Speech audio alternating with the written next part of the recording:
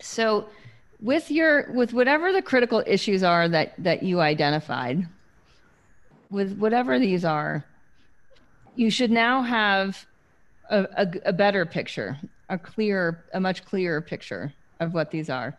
And we're going to start to be able to build a plan from these. And so now that you have these written down, what you want to actually look at are what are some of the strengths, what are some of the weaknesses, what are some of the opportunities that exist, and what are some of the threats in relationship to your critical issues. Can anyone just volunteer an example of a critical issue? Or I can use one from my group. Yeah, Mariko, you want to volunteer one? Okay, great.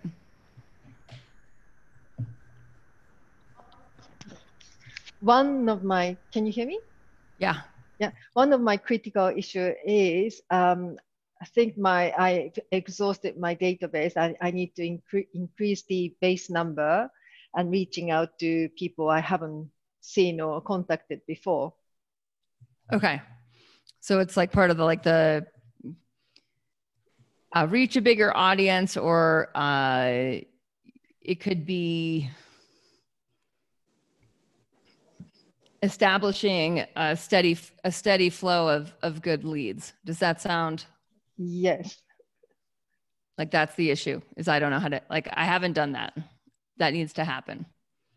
Okay, so here the example is a steady or consistent flow of good leads. So how many good leads do you need a month to hit your target? So here we might need to know conversion rate of like X amount of leads coming in a month will eventually convert into X amount of enrolled members. For example, I had a mini course during summer, 12 people. No, just answer the question with a number.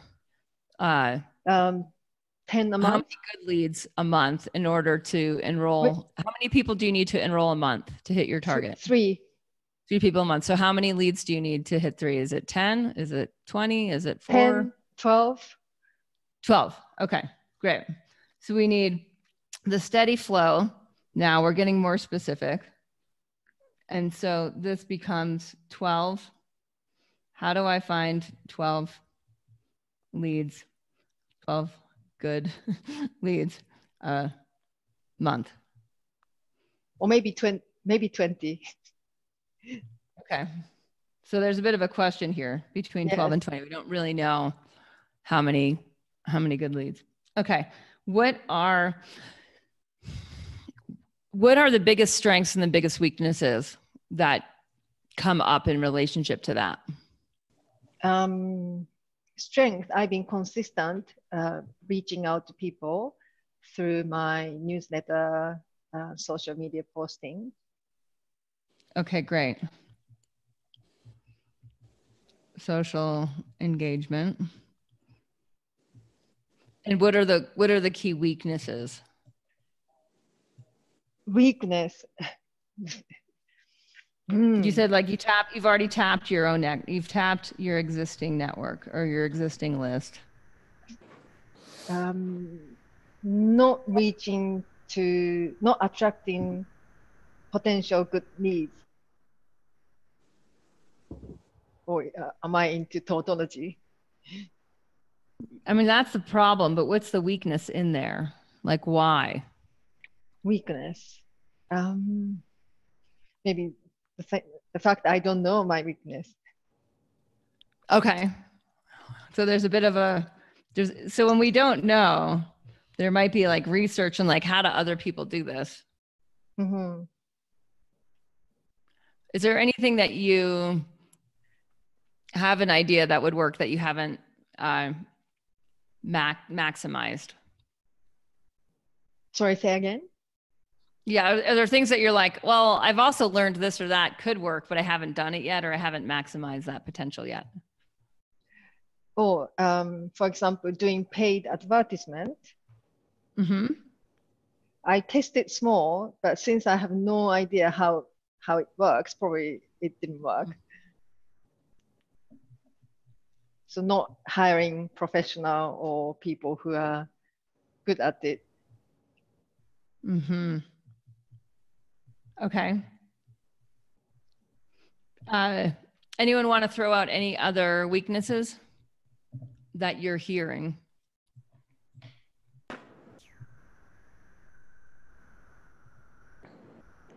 Yeah, skills in online marketing seems like a weakness, like how to reach the audience, where they hang out, and how to reach them. She doesn't have a strategy. Or clarifying her message. Do you feel like that's true, Mariko? Is message a weakness or a strength? When you say message, the contents of message? That the message that you're putting into the world, do you feel like that's well developed or not so well developed? It's getting developed. I'm writing about my cancer journey and attracting people. Okay. I would say marketing herself would be a weakness. Yeah, Tracy, can you be more specific? Like she perhaps needing to develop strengths around finding ways to get her to let people know who she is, what she does, and how she can help people, and targeting, who she needs to get that message to, and how to get that message to them. Yeah, she says we're kind of back to strategy. Yeah, she says her social engagement is good, but what's she doing to go outside of her current network? Posting on your own page again and again is just going to hit the same people, but she needs to reach out into other groups and other communities. And is she doing that? Does she know how to do that? So build a network or something like that around network. Yeah. Yes, Mariko, was it just your Japanese groups that you're reaching out to, or do you reach out in English as well? I'm only focusing on Japanese, offering program in Japanese. A lot of people, in your other networks, who also would really benefit from your cancer journey, not just the Japanese network. Yeah, but it's still niching's not a bad idea. So yeah, I don't want to necessarily that. Okay. So we've got a few things here. I think building a network, because that's what's missing, right? Like that's the thing that really, to me, stands out more than the other things. Maybe so. The figuring out paid ads. It sounds like you have done some work with messaging and targeting, but if you don't have the network or the way out, then that's going to be critical. If we look at what the opportunities are, there's a lot of opportunities in ads. There's in a way that's unprecedented. So opportunities and threats, these are external. These are just in the marketplace or in the global economy. Whereas weaknesses and threats, these are internal to you. These are always personal. Meaning Facebook ads are going to, like Facebook ads, Google ads, online advertising is growing. It's an opportunity. It's external to us. It's more affordable to do targeted marketing than ever in the history of the world. Right. Targeted marketing didn't really even exist so well 10 years ago. The advances in the last 12 months are also significant. So there's an opportunity in that external to us. There's also an opportunity in terms of like growing, in terms of networking that's never existed before because of the internet. Even if we look post-COVID, there's an opportunity because more people are online. More people are meeting on Zoom now than ever before, exponentially. So anyone who bought stock in Zoom 2 years ago is probably happy today. Right. So those are all opportunities. In terms of of threats to all this. I'm not sure there's anything I need to really identify. I think COVID's an opportunity in general because people are more aware of their immune system. Okay, so this is how it works next, is we just want to make sure that we're focusing on the right things. Like if you've tried paid ads and you haven't figured out, and you know you're going to do paid ads, like, you know, that's got to be part of your strategy, and you haven't figured that out, then that's a weakness. Because other people have figured it out, it shows you that it can be turned into a strength. Same thing with building a network. We might say like, well, I've tried that. Well, why did you fail and other people succeed? And I'm not picking on Mariko here. I'm just trying to help us understand. Like, usually what I've found is that things that show up on my weakness, some of these things take years to turn into a strength, but I learn and get better at it along the way. But until it becomes a strength, if it's essential to hitting the true target, we just want to be make sure it's on there. Make sure it's on our list.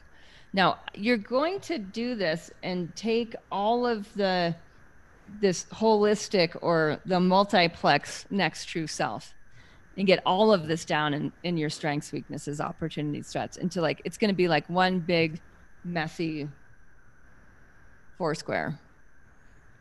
So what you're going to do next is like really fill this out, and you might need more than one page to brain dump it. And then we're going to find, in order to build strategy, we're really going to find the core parts of each of these things to build the strategy towards the true target. Lynn, you're back. Sorry, I saw that your hand was raised, but I couldn't find you in the system. It's like when I looked at participants, you were gone. I was in the breakout room. You got stuck in the breakout room? Yeah. It's all good. I figured it out. But I had when little kids get stuck in the bathroom. Yeah. Our doors are sticky, and it happens here. Children get stuck in our bathrooms. Anyway. I would say a strength is that it's a smaller market in Japan. And that's also maybe an opportunity, is there might be an increase in interest in, is there an increase in interest in yoga in Japan? Yoga is very popular now. Ayurveda is getting more recognized. Great. So does anyone see how, if that's true, and if building the network is important, that these two things,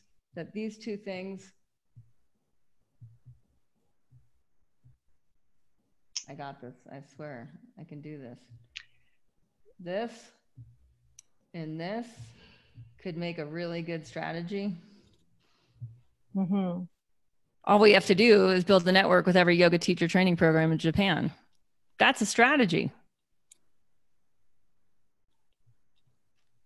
Now, if you've already tried that strategy and it hasn't worked, then we need to know why. I haven't tried. Okay. Great. That's a good strategy, right? Like, let's find who's already networked in yoga in Japan. Or Ayurveda. Yeah. But I would even start with yoga, because Ayurveda is going to be a competitor. Oh, and yoga is not going to be a competitor. Mm-hmm. So in general, like, I don't like having people on my podcast that are competitors to my market, because, like, what's the point? What's the point? Why not find people with the same target market that we can both add something to each other? Now I'm not competing with myself. Okay. That's how strategy works. And I know we just made it look like, oh, it is magic. Like, when you hit it right, it's magic. You're like, brilliant. Now, what would an action plan on that be? I'm going to call on Claire or Dorothy or Grace for this one. Like, what would be like a very simple course of action be for this? It would be to research the yoga networks in Japan.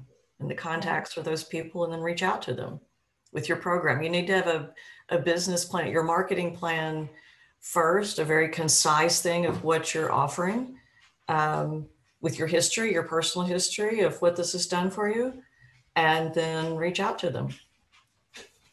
Right. And it would also be good to show them, I mean, this could be a bonus for their business as well, to offer this supplementary service of, you know, maybe there's some synergy there that what you're offering could also benefit them. Great. So what I'm gonna almost add like to that level of that is it brings up another critical issue around like, how do good partnerships work? Because if what we're wanting to do is build a network of good partnerships, and all we're doing is thinking about our own needs, what happens when we go into creating partnerships and we're only worried about our own needs? Has anyone ever done that in a relationship? Doesn't work. Doesn't work. Doesn't work. So learning, you know, if partnerships is a weakness, any weakness can be turned into a strength with enough blood flow, which is energy and attention and resources. Okay, great. So thanks for the example, Mariko. And Thank you. Yeah, you bet. So what we're gonna do now is we have 10 minutes. What I'm going to propose is that we do another example of this, and then over lunch, you guys work on your own on getting your strengths, weaknesses, opportunities, threats down. Is that okay? You guys willing to do a working lunch on your own? Okay, cool. I'm not seeing any objection. I think that'll help. It'll just help us make the most of our time, because I want you to leave with the process that we're doing as a iterative process, but also B, with like a decent plan, with really like the best plan you can possibly leave here with in a few hours. Okay, who has another example, or who wants to be in?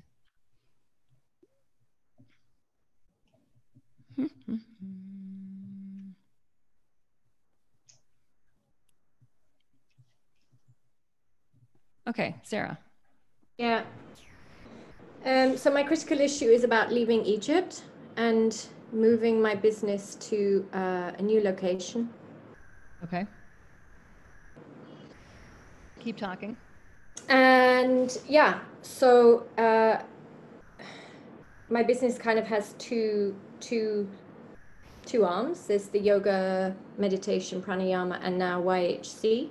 And there's the free diving, which is ocean-based and has to be. Okay. Great.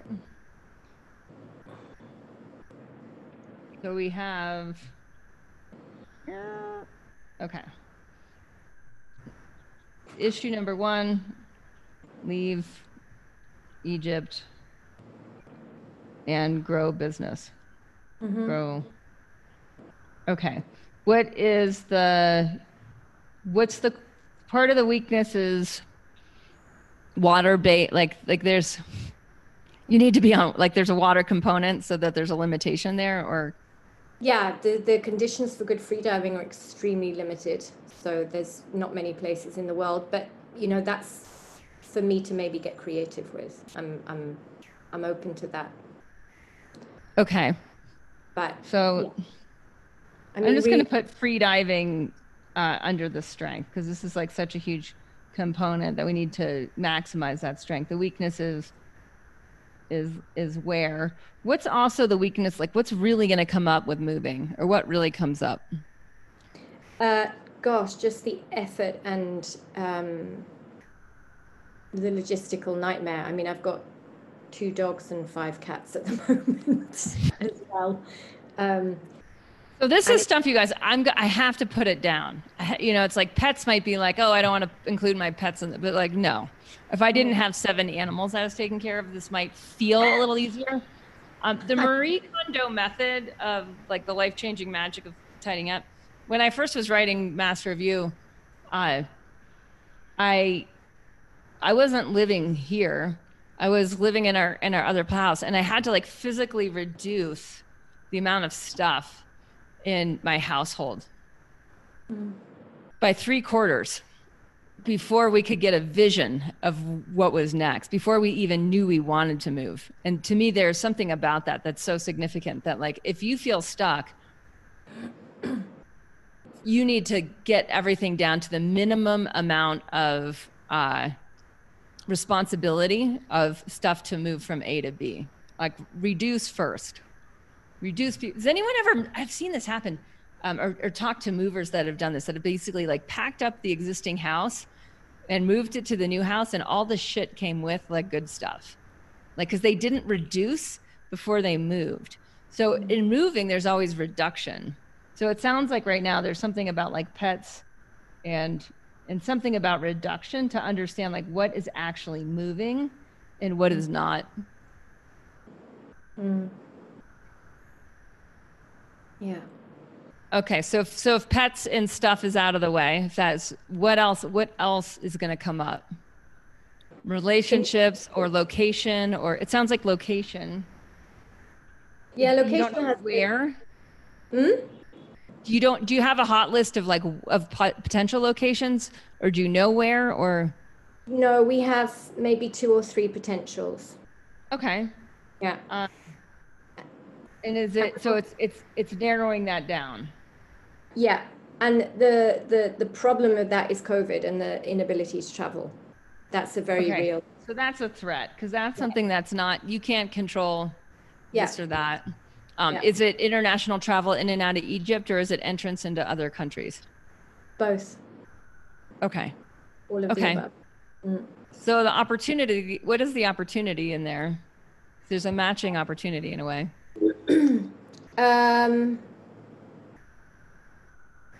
It maybe forces me to get more specific in my thinking. I don't have the luxury to keep bumping around to one place and another and go, oh, have a look at this and have a look at that. It's like, I need to do my research. It'll force me to do more research up front. Right. So there's an opportunity in online research. Yeah. And reaching that exists outside of us, right? We all agree that like realtors are getting better. Like, any real estate agency is needing to deal with this issue, because people cannot fly in and out. I know where I live, people are buying multi-million-dollar properties sight unseen. They haven't seen it. They're buying it. So realtors are getting better at that in general, as are apartment renters, et cetera, because the market shifted. And these people here, they have, they're flying around in private jets and all that, and they're just like, oh no, I'm just gonna buy the $10 million blah blah blah. But how are they doing it? The realtor's going out there with whatever, video conferencing. Yeah. Okay, so there's something in there. Anything else going to come up with leaving Egypt? Like, you've got to physically see yourself doing the thing, being in the place, seeing the vision. There you are in your other place. Yeah, I mean, there's the question for me around my messaging, like, how, if I'm moving away from this amazing freediving location, how does that go into my messaging? How many weeks a year do you have clients there? I mean, I restrict it to maybe not a lot, actually. It's hard to say, because this year's just been so weird. Let's say 15 to 20 maximum. Days. Weeks. Yeah. Okay. Maximum. And how many? Is it? I'm wondering if there's a weakness in the sense that you haven't really like calendared the new business model. Where you're like, okay, here's, and you look on Google and it shows you the year. So that's, we'll say that's month 1, month 2, month 3, month 4, and then you're able to see the whole year at a glance and be like, okay, for me to hit my income target with this new business model, this is what my schedule needs to look like.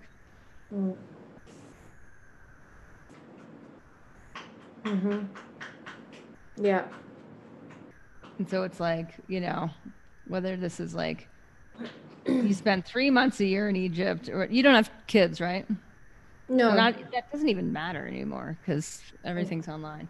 So this could be like, one potential way of doing this is like, this could be Egypt.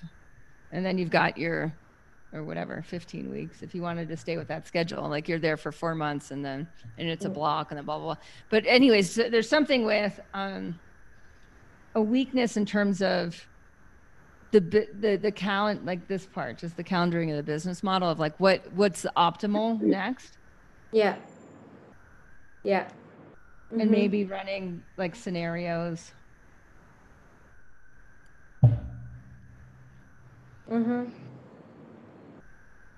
Yeah. Okay. What are some strengths that you bring to all of that? You came into YHC and like, you're already a successful professional with a list and audience that can do online launches. Like there's all that. Yeah. Yeah. No, I mean, my reputation, I have a strong network. I have marketing experience, so I'm maybe less fazed by that than. Yeah. Like once you figure it out, you'll. Yeah. Like what it is you're going to do, the how, like you've got like the how to. Yeah. How to, we'll just say run a business. Okay. So then what I'm looking at, and I'm kind of flying through this, you guys, because of lunch, but also I also want to demystify strategy. It's like at the essence of it, it's not that hard. It requires critical thinking, which we've been doing all morning. So that's now right at our fingertips. And with this critical thinking to go into strategy, you basically want to put it in a time block, because diffusive thinking does not help at all. So that's why I want you to work on this through lunch, is like letting your attention go elsewhere is not helpful, essentially in the process of it, because it should become so glaringly obvious what the strategy is, just not because it's a complicated strategy, but because what needs to be done just becomes so obvious once you get the core elements of it down, of like, oh, these are the things that absolutely need to be overcome. So when I look at this, I see a few things that she can marry. So the way strategy is created is by marrying or bonding a strength to an opportunity, a strength to a weakness, a strength to a threat to a weakness, a threat to an opportunity, a threat to a strength, an opportunity to a weakness, an opportunity to a threat, an opportunity to strength. Like it's just finding a synergy. So I call them bionic strategies, because they have to cross a column. They have to cross a segment to usually be a good strategy. So for instance, on location, there's an opportunity in online research to figure out where. So that's an easy one to me. That's got to be just something that happens in order for this to move forward during COVID. Yeah. And that accounts for that COVID's now no longer an issue. Like, given COVID, I have to do online research in order to find my next location. That's a strategy. Now, figuring out the calendar and the business model, because that's also going to affect this where. Because there's so much opportunity, but sometimes it's really hard. Like when there's so much opportunity, how do you create more parameters and limiters? What I would do right off the bat is find who in your network can really be a good thought partner on this. That's really good on what could happen here with the calendar and the business model, so that you get a really good sense of what is possible, and then from what is possible, that you get more specific in terms of what you really want. So when you say find a good partner, is that like a business mentor or? No, not necessarily. Yeah. It's just like who in your network is a good thinking partner, whether they're in YHC or whether they're from your network. Like who knows you, knows your business, and can help you figure out like, if this, like, this is what I'm doing with my business at the next, in this next iteration. And for you just to, and it might just be, you just need to focus. You could do it that way. You could also do it this way, because you already know how to do this. So you might be able to just do it by yourself. You just need to merge those two things. Yeah. Yeah. You already know how to think critically about this stuff. You just haven't created this is my calendar. This is my 2021. This is my 2022. This is my 2023. And just doing it and then saying, is that what I really want? Yeah. Scenario A, scenario B. I have to admit, I'm a bit reticent to do too much planning at the moment because of COVID, because that part of my business is totally dependent on people being able to travel. And it's like I put a lot of energy into doing stuff and maybe even having communications backwards and forwards and people booking. And then it's like, I've had two big group trips, which were canceled, plus a lot of small retreats. And this has to account for COVID. Yeah, the threat.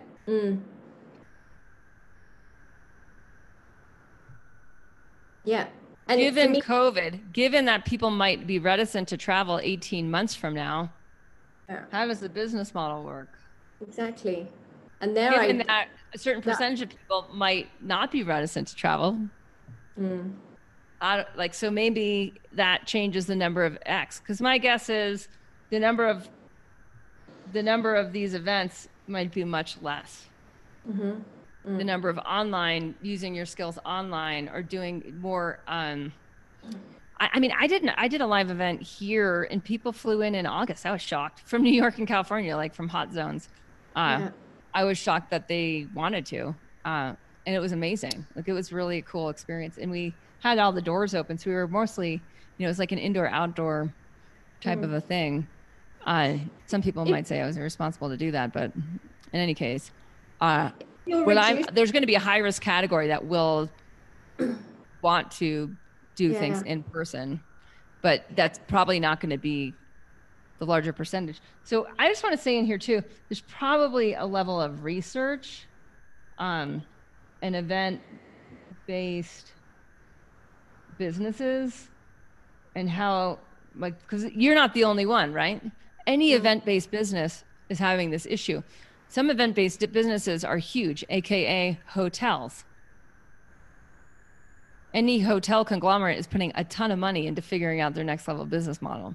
So is any, multi-million or multi-billion event-based business. So really looking into like, what's the market research? Like because there's always adaptability.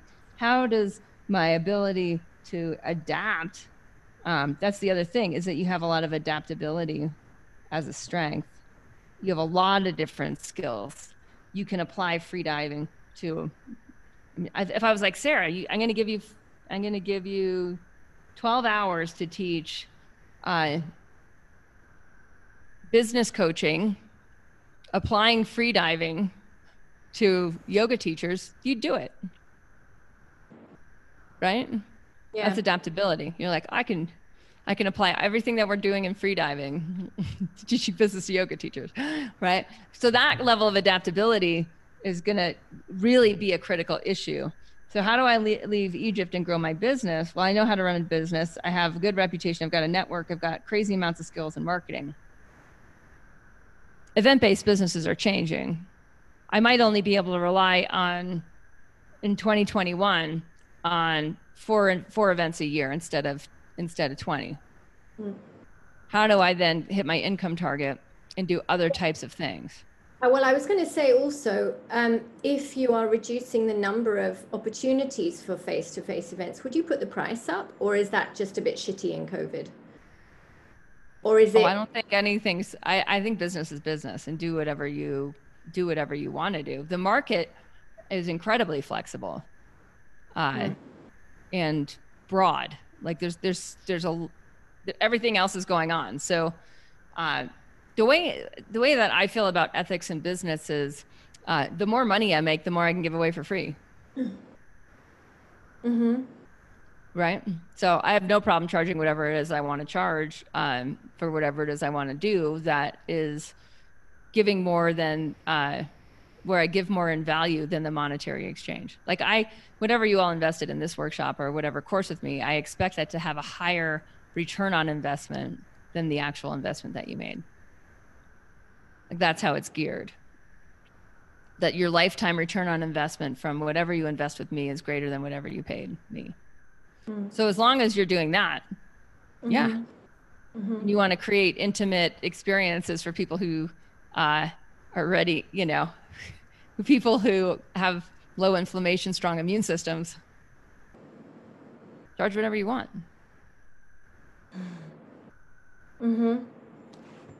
Yeah.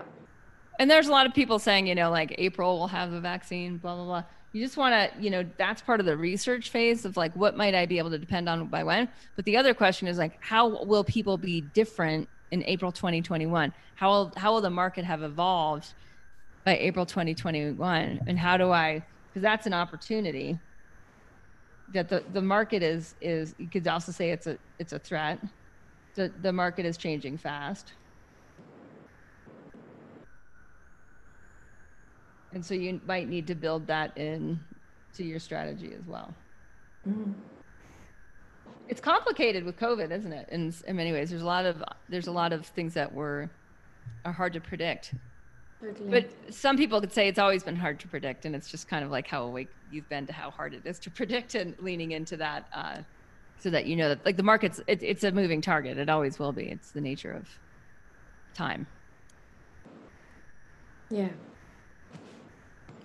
Okay, so there's a lot in there. There's the location online research that's tied into the business plan, that's tied into the market changing fast, that's tied into the network, that's tied into scenarios. And then do you see how willing we are to look at everything with eyes wide open? Like we're not doing wishful thinking or Pollyannish thinking anywhere in here, or wishing things would be different, wishing COVID didn't happen so we could keep doing business as usual. Because it just doesn't get us anywhere with building a good strategy. How to get into with desire itself, as you return into the feeling state of desire, I want you to see yourself as having arrived. So we did this yesterday with the interview. Right? Someone interviewed you you're already there. So go ahead and just take a moment and either close your eyes or for some of you, it might help to lay down on the floor. For others, it might help to stand up and to stand an embodiment of it. But either way, however you want to place your body, be in a place where you can see yourself in the future.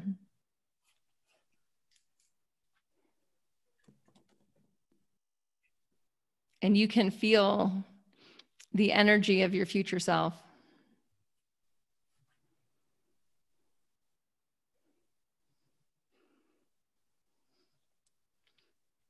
And see with clarity. Receive the vision. It's 3 years from now. You've hit your true target. You have the experience of a level of fulfillment you've never experienced before. You have an experience of capacity.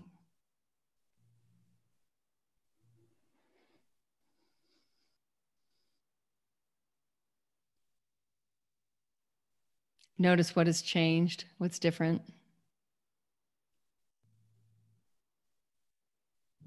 So it's not just the edges of the puzzle of your self 3 years from now. It's the full puzzle in a picture, in a painting. And feel the feelings of what it feels like to be your future self.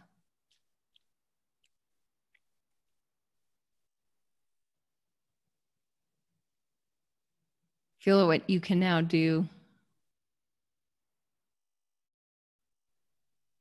What's around you? Who's around you? Who's on your speed dial?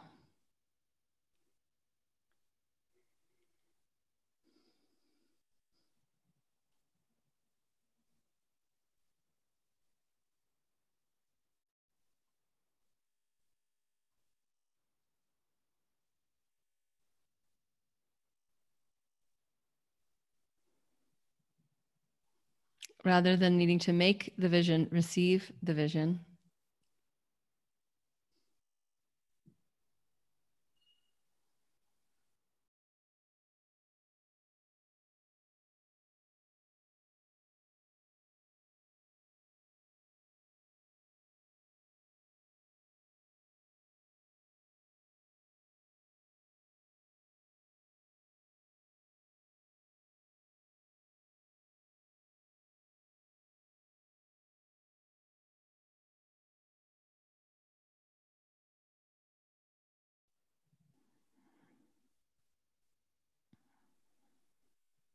Don't worry about getting it right. Just allow.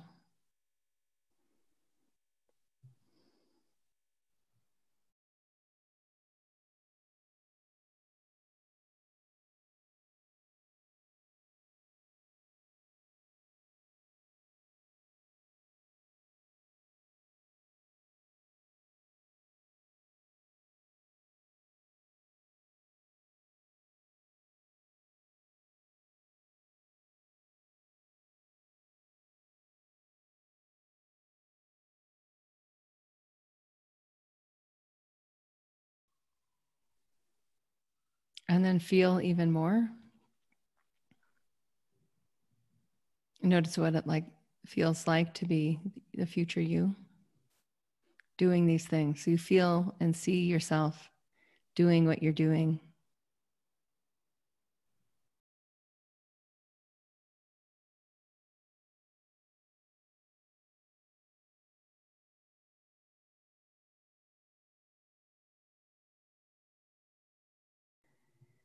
And then as you're ready, come back to your pad.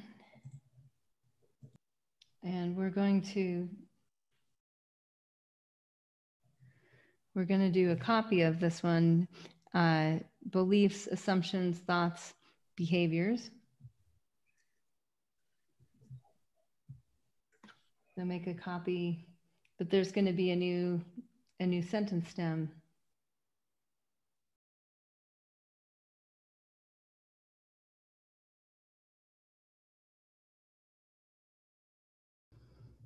So your true target self,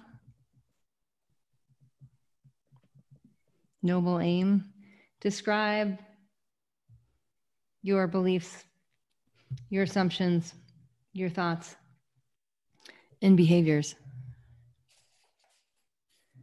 So I'll set the timer. This can be pretty fast. I'll give us 5 minutes.